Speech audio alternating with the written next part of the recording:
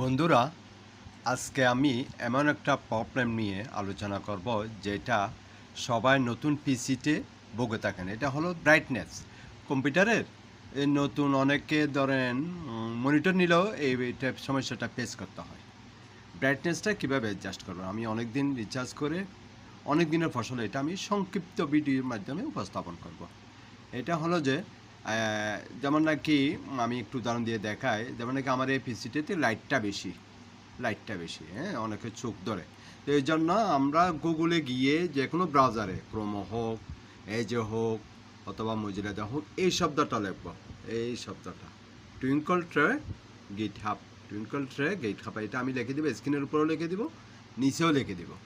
এটা লেখার পরে এইরকম একটা আসবে গুগলে। এটা আমি আগে রেখে দিছি ভিডিও সংক্ষিপ্ত করার জন্য। এরকম গিট হাবে এরকম লেখা থাকবে, এই যে এখানে লেখা